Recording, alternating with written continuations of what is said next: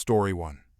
It was a Friday evening, and I was exhausted after a particularly long week at work. All I wanted was to grab some groceries and head home for a quiet weekend. I'd been in meetings since 7 a.m. that morning, and my suit felt increasingly uncomfortable as the day had worn on. I'd stopped at the local supermarket on my way home, not the one closest to my apartment, but the one with the better produced section. I'd filled my cart with the essentials for the week: some fresh vegetables, chicken, pasta, a few frozen meals for those inevitable late nights at the office, and a bottle of wine as a small Friday treat to myself. The store wasn't particularly crowded, but there were still a few checkout lanes open with short lines. I picked one that seemed to be moving efficiently and got in line behind an elderly gentleman who was nearly finished checking out. I scrolled through emails on my phone while waiting, tie loosened and jacket unbuttoned after the long day. I was so absorbed in responding to a work message that I didn't notice someone approaching until I heard a loud voice right next to me. "Woman, excuse me." I looked up to see a middle-aged woman staring at me expectantly. Her cart was overflowing with groceries, significantly more than I had in mine. Me, yes. Did I drop something? Woman, no. I see you're doing well for yourself.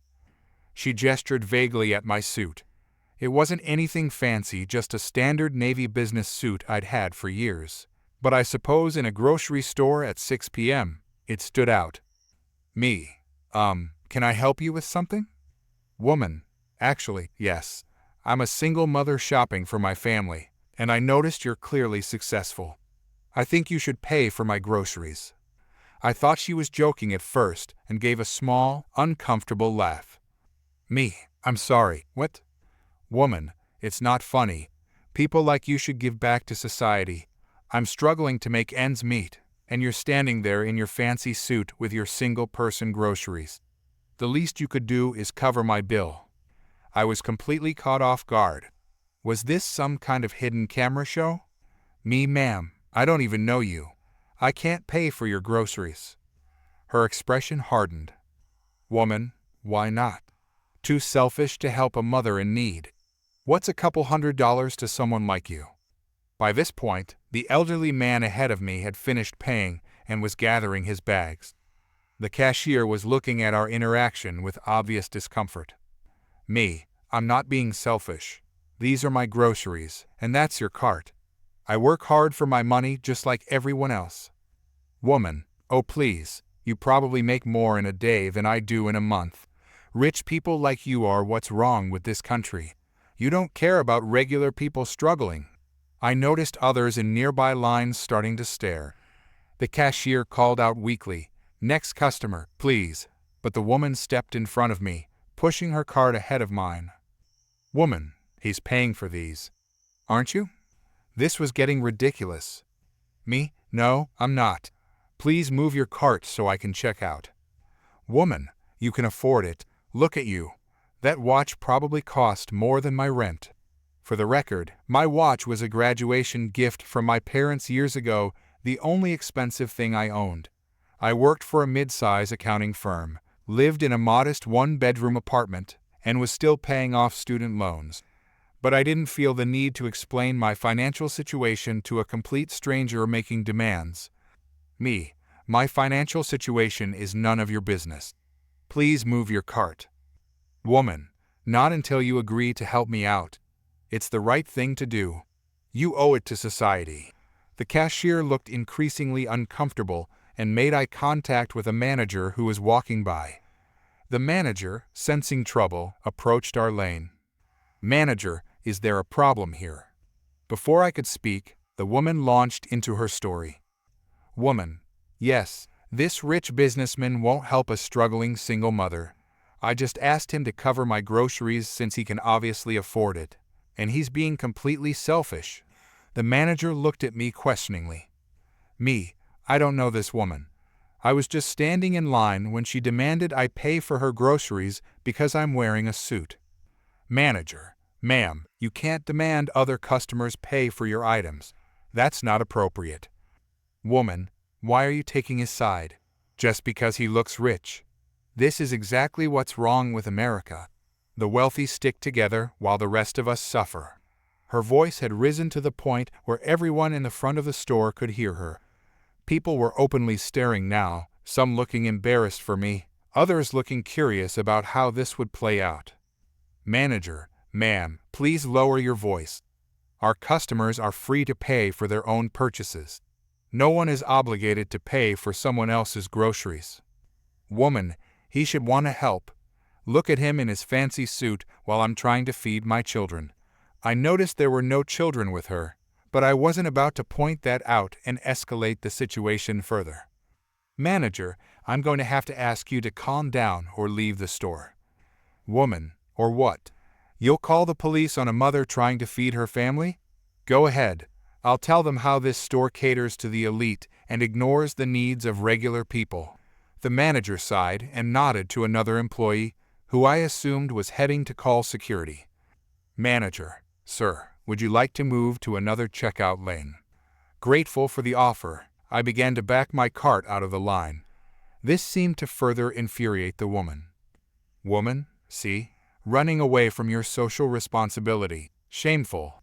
She actually reached out and grabbed my cart, trying to stop me from leaving.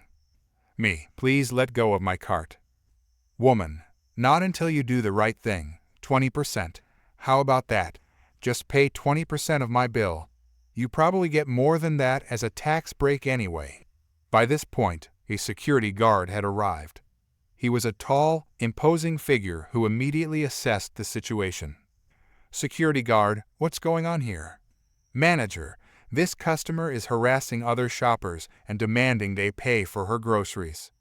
"Security guard, ma'am, you need to stop this behavior immediately or leave the premises." "Woman, I'm being discriminated against. All I did was ask for help." "Security guard, there's a difference between asking for help and demanding it. You're creating a disturbance and making other customers uncomfortable." "Woman, oh, so his comfort matters more than my family eating." "Security guard, ma'am, final warning. Stop harassing other customers or you'll have to leave." "Woman, this is outrageous. I want to speak to the store owner. I'll report all of you." The security guard turned to me. "Security guard, sir, please proceed to Register 3. It's open now." Grateful for the intervention, I moved my cart toward the indicated register. As I walked away, I could hear the woman's continued protests. "Woman, this is class warfare. You're all protecting the rich while the poor suffer. I'm going to post about this on social media. Everyone will know how this store treats struggling mothers." I didn't look back, but from the shuffling sounds and gradual fading of her voice, I gathered the security guard was escorting her out. The new cashier at Register 3 gave me a sympathetic look as I approached. "Cashier, sorry about that. Some people, right?" "Me, it's okay. Not your fault." "Cashier, that's the third time she's pulled this stunt this month. Different target each time." I paused while unloading my cart. "Me, wait, so she does this regularly?" "Cashier, yeah. Management's been trying to catch her in the act so they can ban her. Looks like they finally did." I was stunned to learn this was a routine for her, not just a one-time desperate act or mental health episode. As I paid for my groceries and headed to my car, I saw the woman in the parking lot, being spoken to by 2 security guards while she gesticulated wildly. She caught sight of me and pointed, starting to shout again, but one of the guards stepped between us, blocking her view. I loaded my groceries quickly and left, feeling a strange mix of emotions: annoyed at being targeted, relieved the store staff had intervened, but also puzzled by the entitlement that would lead someone to repeatedly demand strangers fund their purchases. When I got home, I poured myself a larger glass of wine than I'd planned and tried to shake off the bizarre encounter. In all my years of shopping, I'd never experienced anything like it. The next day, I decided to shop at a different grocery store just to avoid any potential repeat performances. Some weeks later, I cautiously returned to my preferred store and was relieved to learn they had indeed banned the woman after that incident. I still wear suits to work, of course, but now I sometimes bring a change of clothes for grocery shopping on the way home. not because I'm ashamed of my job or afraid of being targeted again, but simply because after a long day, the last thing anyone needs is to become an unwilling character in someone else's entitled delusion. Story 2. I lost my sight when I was 19. A car accident that should have killed me instead left me in darkness. The doctors called it a miracle that I survived. But for the first year, I didn't see it that way. It took a lot of time to adjust to my new reality. That was 12 years ago. These days, I have a good life. I work as a software developer, specializing in accessibility features. I have my own apartment, great friends, and most importantly, I have Luna, my guide dog for the past 4 years. She's a golden retriever with a perfect temperament, focused when working and playful when off duty. She's been my eyes, my companion, and sometimes my social icebreaker when people are awkward around blindness. Luna and I navigate the world pretty well together. Most of the time, people are respectful and understanding. But occasionally, we encounter someone who seems to believe their convenience trumps my right to exist in public spaces. Today was one of those days. My nephew was turning 10, and he'd been begging me to take him to Adventure Kingdom, the amusement park about an hour from our city. My sister offered to come along, but I assured her I could handle it. After all, I'd been to this park multiple times before losing my sight. I knew the layout well, and the staff were generally excellent with accommodations. We arrived early, my nephew buzzing with excitement as he described everything he could see. Luna was in her harness, clearly marked as a working service animal. We had already gone on a few rides, with staff helping me secure my safety harnesses, while Luna waited with a designated park employee nearby. Everything was going smoothly until we got in line for the Thunderbolt, the park's newest roller coaster. My nephew was practically vibrating with anticipation. It goes upside down 3 times, Uncle? And there's a part where you free fall for like 100 feet. I laughed at his enthusiasm. Does it? Well, I'll have to trust your description since I won't see it coming. We'd been waiting in line for about 20 minutes, and were nearing the front. Luna sat patiently at my feet, occasionally nudging my hand when the line moved forward. My nephew kept up a steady stream of commentary about the ride's twists and turns, which he could see from our position in the queue. That's when I heard the impatient huffs and muttered complaints from somewhere behind us. I'm used to tuning out background noise, but these particular voices seemed to be getting louder and more directed. "This is ridiculous," a woman's voice said, not bothering to keep her volume down. "We've been waiting forever, and they're letting everyone go ahead of us." A man's voice responded, equally annoyed. "I know. And look at that, they're even letting a blind guy on. What's the point? He can't even see the drops." I tensed but said nothing. I've learned to pick my battles, and educating strangers in an amusement park line wasn't high on my priority list that day. My nephew, however, turned around to look at them. "Uncle, there's a man and a lady behind us giving you weird looks," he whispered. "Just ignore them," I said quietly. "We're almost at the front." But ignoring them became impossible when I felt someone tap aggressively on my shoulder. I turned around, Luna immediately standing at attention.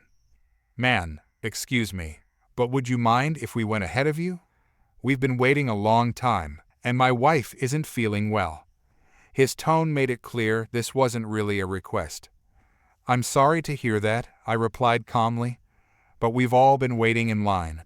If your wife is unwell, perhaps you should check with the staff about assistance." I could feel the tension radiating from him. "Man, look, no offense, but you can't even enjoy the ride properly. You can't see anything. It's wasted on you. We paid a lot for these tickets, and we want to get our money's worth." My nephew moved closer to me, and I could feel his small hand clutch the back of my jacket. Luna let out a low growl, sensing the hostility. "I appreciate your concern about my enjoyment," I said, my voice steady but firm. "But I experience rides differently, not less. I'm here with my nephew for his birthday, and we'll be staying in our place in line." The woman chimed in then, her voice dripping with false sweetness. "Woman, it's just that we're on a tight schedule. We have dinner reservations later. And this line is taking forever. Surely you understand? And really, should dogs even be allowed in the park? What if someone has allergies? Luna is a certified service animal, I explained. She's legally permitted to accompany me everywhere. And as for your schedule, that's not really my concern. We all made plans for today. I turned back around, hoping that would end the conversation. It didn't. Man, this is exactly what's wrong with society today. Special treatment for everyone. When I was a kid, people like you wouldn't even be at parks like this. That stung, but before I could respond, I heard a new voice, one of the ride operators who had apparently overheard the exchange. "Ride operator, is there a problem here?" The man immediately shifted his tone. "Man, yes, we were just wondering if there's a way to move ahead in line. My wife isn't feeling well, and we noticed some people being accommodated." Ride operator, the only accommodations we make are for guests with accessibility needs, which includes this gentleman and his service animal. If your wife is unwell, I can direct you to our first aid station. Woman, we don't need first aid. We just want to get on the ride without waiting behind people who can't even appreciate it properly. I felt my face grow hot with embarrassment and anger, not for myself, but for my nephew who was witnessing this cruel display. Ride operator, "Ma'am, sir, I need to ask you to lower your voices and be respectful of all our guests." Man, respectful. We paid good money to be here. We shouldn't have to wait behind a blind guy and his mutt. He can't even see the ride. What's the point? There was a sudden silence in our section of the queue. I could feel people staring, and my nephew's grip on my jacket tightened. Luna pressed against my leg, steady and reassuring. Ride operator, "Sir, I need you and your wife to step out of line. Now." Man, are you kidding me? We've been waiting for nearly an hour. Another voice joined in, deeper, more authoritative. I assumed it was a supervisor or security personnel. "Park supervisor, what seems to be the problem?" The ride operator explained the situation quietly, but I could still hear snippets about discriminatory comments and harassing a guest with a disability. The supervisor addressed the couple directly. "Park supervisor, we have a zero-tolerance policy for discriminatory behavior at Adventure Kingdom. I'm going to have to ask you both to come with me." Woman, this is outrageous. We didn't do anything wrong. Park supervisor, "Ma'am, multiple guests heard your comments, and our staff witnessed your behavior. You directly discriminated against this gentleman based on his disability, which violates our park policies. Please come with me now, or I'll need to call security." There was a moment of tense silence before the man spoke again, his voice lower but still angry. "Man, fine. This place isn't worth it anyway." I heard them being escorted away, the woman still protesting loudly about their rights as paying customers. The ride operator turned to me. "Ride operator, I'm so sorry about that, sir. Are you and your nephew okay?" "We're fine," I said, though my hand was shaking slightly as I reached down to reassure Luna. "Thank you for stepping in." Ride operator, "No need to thank me. That behavior is never acceptable here. Would you and your nephew like to board now? The next car is ready." My nephew, who had been unusually quiet during the whole exchange, suddenly spoke up. "Nephew, are those mean people coming back?" Park supervisor, "No, young man. They won't be returning to the park today or any day in the future. We've revoked their passes." Nephew, good, because my uncle might not see with his eyes, but he sees everything else better than anybody, and he's the bravest person I know for going on scary rides even when he can't see what's coming. I felt a lump in my throat at his words. Out of the darkness, I reached for his shoulder and gave it a squeeze. "Ready for those 3 upside-down loops you were telling me about?" I asked him. His excitement immediately returned. "Yes, and I'll tell you exactly when they're coming so you can put your hands up at the right time." As the ride operator helped me board and secure my harness, I heard murmurs of support from the other people in line. Someone even called out, "You two enjoy the ride," another voice added. "We've got your dog. She'll be right here when you get back." The roller coaster was exhilarating. Without visual cues, every drop was a surprise, every turn an unexpected thrill. My nephew screamed with delight beside me, shouting warning seconds before each loop and drop. "Here comes the big one, Uncle, now." When we returned to where Luna was waiting, my nephew couldn't stop talking about the experience. As we walked away, the ride operator called after us. "Ride operator, sir? Just wanted to let you know the park manager asked me to give you these." He pressed something into my hand, 2 VIP Fast Pass lanyards. "Ride operator, these will get you to the front of every line for the rest of the day. The manager says it's the least we can do after what happened." I started to protest that it wasn't necessary, but my nephew's gasp of excitement changed my mind. This was his day, after all. As we made our way to the next attraction, my nephew's hand in mine and Luna guiding our path, I reflected on the incident. For every entitled person who believes blindness makes me somehow less deserving of joy, there are many more who understand that experience isn't limited to what we see with our eyes. The rest of our day was perfect. My nephew declared it the best birthday ever as we drove home, both of us exhausted but happy. And while I couldn't see his face, I could hear the smile in his voice, which, in many ways, is even better. Story 3. I've been a server at Bella Vista for almost 3 years now. It's one of the most popular Italian restaurants downtown, and weekends are absolutely chaotic, reservations booked weeks in advance. A line of hopeful walk-ins stretching down the block, and servers like me running around like headless chickens trying to keep up with the demand. The restaurant isn't particularly large, with only 20 tables total, so each one is precious real estate, especially during our busy dinner service. Most diners understand this unspoken social contract: you come, you eat, you enjoy, you leave.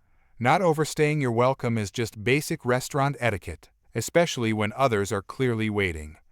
That's why last Saturday's incident was so frustrating. I was working the evening shift, and we were slammed as usual. Every table was full, with a 90-minute wait time for walk-ins. The hostess was juggling a digital waitlist and trying to appease increasingly hungry and impatient customers at the door. Our kitchen was firing on all cylinders, and the rest of us servers were practically jogging between tables. Around 6:30 p.m., I noticed a woman being seated at one of my 4 top tables. She was alone, but had been given the larger table because we had no singles available. The hostess informed her that we were extremely busy and asked if she could be considerate of the wait time, to which she apparently nodded in agreement. I approached her table with my standard greeting. "Me. Good evening. Welcome to Bella Vista. Can I start you off with something to drink while you look at our menu?" The woman barely looked up from her phone. "Woman, just water for now. I'm waiting for someone."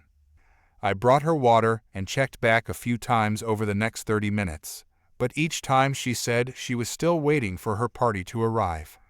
This happens occasionally, so I didn't think much of it, though I did notice she wasn't looking at the menu at all.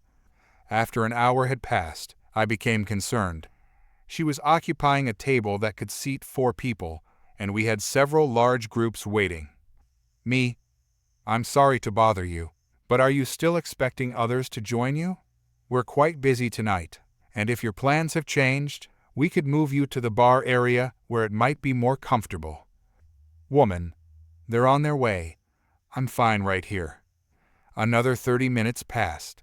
She had now been at the table for 90 minutes without ordering anything but water, which she'd barely touched. I checked on her 3 more times, and each time she gave the same response.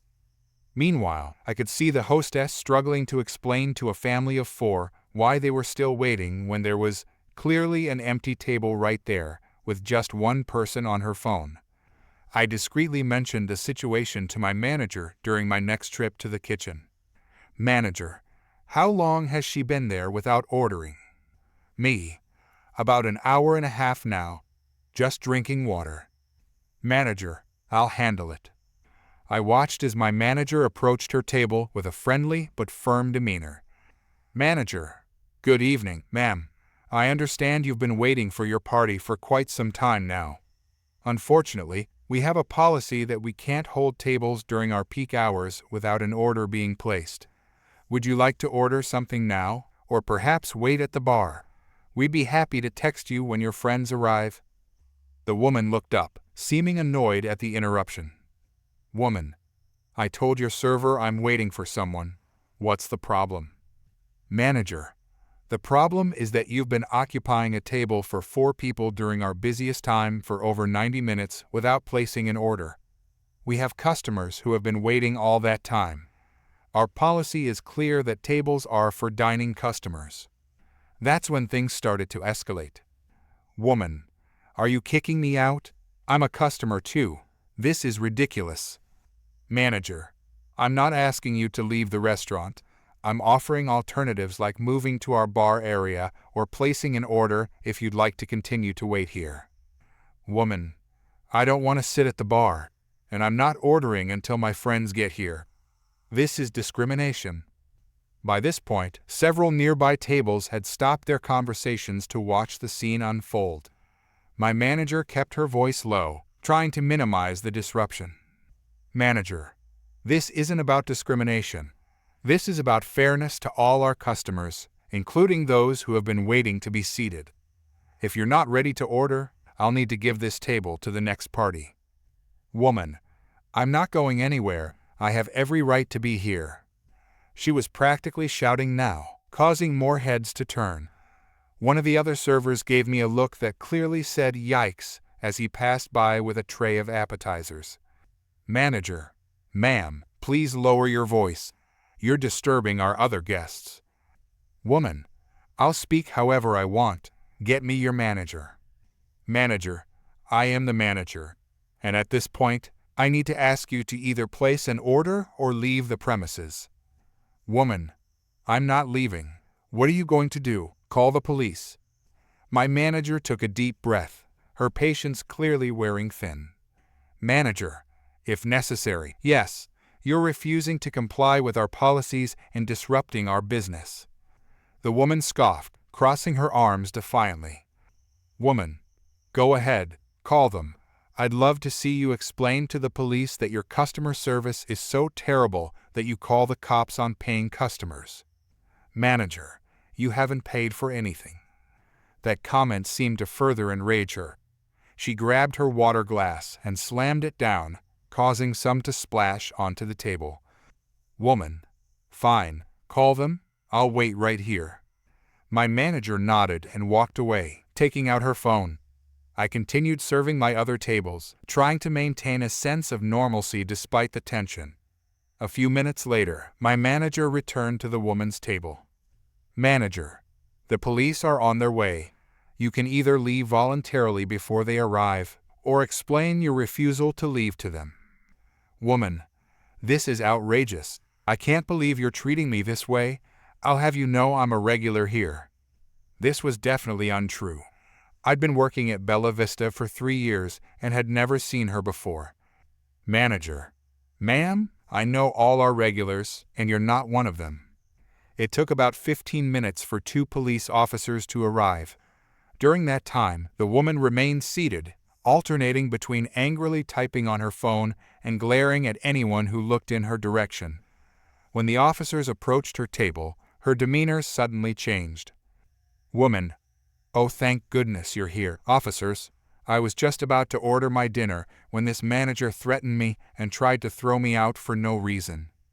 The police officers looked at my manager, who calmly explained the situation.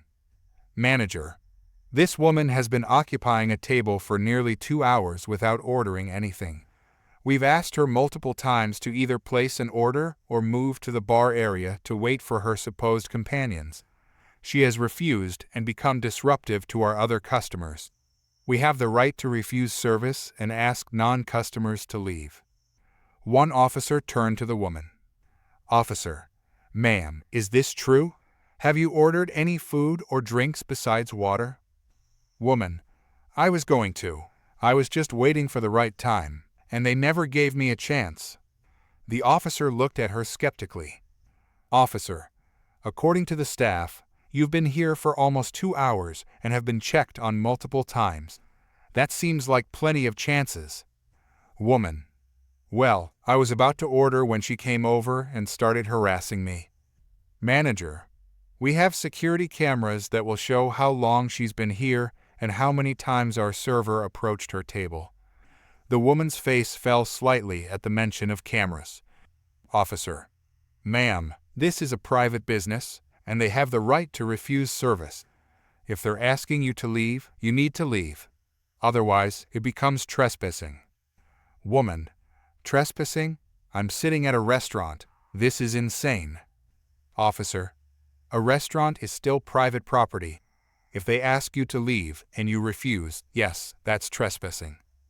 The woman looked around, perhaps hoping to find support from other diners, but received only uncomfortable stares and a few disapproving looks. Woman. Fine, I'm leaving, but I'll be leaving a scathing review online, and I'll never come back to this horrible place again. Manager. That works for us, because after this behavior, you're banned from the restaurant. The woman gasped dramatically. Woman. Banned? You can't ban me.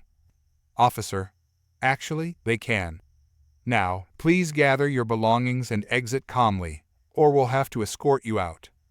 She snatched up her purse and stormed out, the officers following behind to ensure she actually left. As soon as she was gone, the hostess immediately seated a grateful family of 4 at the table. The rest of the night went smoothly, though the incident became the talk of the restaurant staff. The next day, true to her word, a 1-star review appeared online, full of exaggerations and outright lies about what had happened. My manager responded with a professional but firm rebuttal, stating the facts of the incident. The owner later used security footage from that evening in our staff training as an example of how to handle difficult situations, and we implemented a new policy requiring at least a beverage order within 15 minutes of being seated during peak hours. Some people just don't understand that a table at a busy restaurant isn't a free co-working space or personal lounge. It's a spot where the business needs to turn a profit to stay open, and where other people are patiently waiting for their chance to enjoy a meal. Story 4. I've lived in my house for almost 5 years now. It's a modest 3-bedroom in a nice neighborhood with one standout feature: a spacious backyard with mature trees that provide perfect shade in the summer. I've spent countless hours landscaping, planting flowers, and maintaining a small vegetable garden. It's my peaceful retreat after long workdays. Last spring, a new family moved in next door. At first, everything seemed normal. We exchanged waves and brief greetings, but nothing beyond basic neighborly politeness. I travel frequently for work, so I wasn't home much during their first few weeks in the neighborhood. One Friday, I came home from a business trip to find streamers hanging from my apple tree, a collapsed bounce house in the corner of my yard, and trampled garden beds. Confused and angry, I went to investigate, finding birthday cake smashed into my lawn and plastic cups scattered everywhere. I immediately went next door to speak with my new neighbor. When she answered the door, she looked surprised to see me. Hi, I just got home and found my backyard in complete disarray. Do you know anything about this? Neighbor: Oh, you're home early. Yes, we had my daughter's birthday party in the yard. Don't worry, we'll clean everything up tomorrow. I stared at her, stunned by the casual response. You had a party in my yard without asking. Neighbor: Well, your yard is so much nicer than ours, and you're never home anyway. The previous owners always let the neighborhood kids play back there. It's practically a community space at this point. No, it's not. It's private property, my private property. You can't just use it without permission. She frowned, looking genuinely confused. Neighbor: But the yard is open. If you didn't want people using it, you would have put up a fence. The absence of a fence doesn't make it public property. Please remove all the party items from my yard immediately, not tomorrow. Neighbor: Fine, but you're being unreasonable. All the neighbors let their yards be used for community events. That's just how this neighborhood works. I spent the next hour helping her clean up the mess, seething as I picked cake out of my grass and found trampled vegetables in my garden. That night, I called a fencing company and scheduled an installation for the following week. The fence installation began on Monday. It was nothing fancy, just a simple 6-foot wooden privacy fence marking the property line. I was at work when I received a call from the fence contractor. Contractor, sir, we have a situation here. Your neighbor is insisting we stop the installation. She's quite adamant about it. I rushed home to find my neighbor standing in my yard, arms crossed, while the workers stood awkwardly by their truck. Me, what seems to be the problem? Neighbor, you can't put up this fence. It ruins the neighborhood aesthetic and blocks community access to the yard. Me, it's my yard. I can absolutely put up a fence on my own property.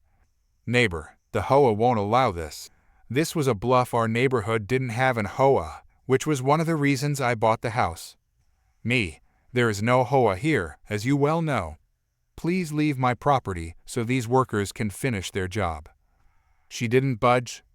Neighbor, I've already spoken with other neighbors, and they agree with me. This yard has always been a shared space. I took a deep breath, trying to remain calm. Me, I have the property survey right here. I pulled out my phone and showed her the property documents I had downloaded that morning, anticipating resistance. Me, as you can see, everything inside this boundary is my private property. Now, you're trespassing, and if you don't leave immediately, I'll call the police. Neighbor, you wouldn't dare. I dialed the non-emergency police number right in front of her and put it on speaker. Dispatcher, police non-emergency, how can I help you? Me, hello. I need to report a trespasser who is interfering with contracted work on my property and refusing to leave. My neighbor's face turned red as she realized I wasn't bluffing. She stormed off toward her house, shouting over her shoulder, Neighbor, this isn't over. You're violating neighborhood traditions. I apologized to the dispatcher and hung up. The fence workers looked relieved and resumed their work. By Wednesday, the fence was complete, and I felt a sense of security, knowing my property line was clearly marked. But my neighbor wasn't done yet. Thursday evening, I heard strange noises from the backyard. When I went to investigate, I found my neighbor using a pry bar to remove boards from my brand new fence. Me, what the hell do you think you're doing? She jumped, clearly not expecting to be caught. Neighbor, this fence is an eyesore and a disruption. I'm creating a gate for community access. I immediately called the police, this time for real.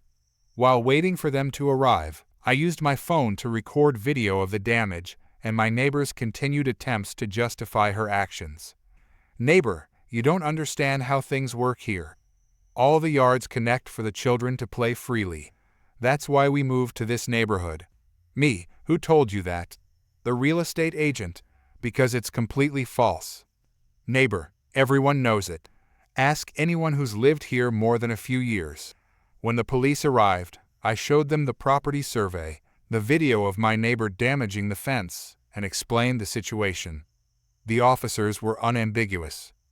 Officer, ma'am, this is clearly marked private property. You cannot damage someone else's fence, and you cannot enter their yard without permission.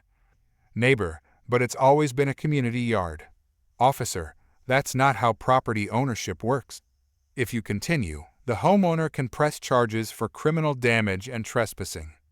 The reality of the situation finally seemed to sink in. My neighbor left with the officers, who advised her to stay off my property. I later learned she had told several other neighbors that my backyard was community property and had been planning another gathering there the following weekend. I had the fence repaired and added security cameras for good measure. My neighbor now glares at me whenever we cross paths, but she hasn't tried to enter my yard again. Some of the other neighbors felt I was being unfriendly, but after explaining the birthday party incident and the fence damage, most understood my position. My backyard is once again my peaceful retreat, just with a little more privacy now.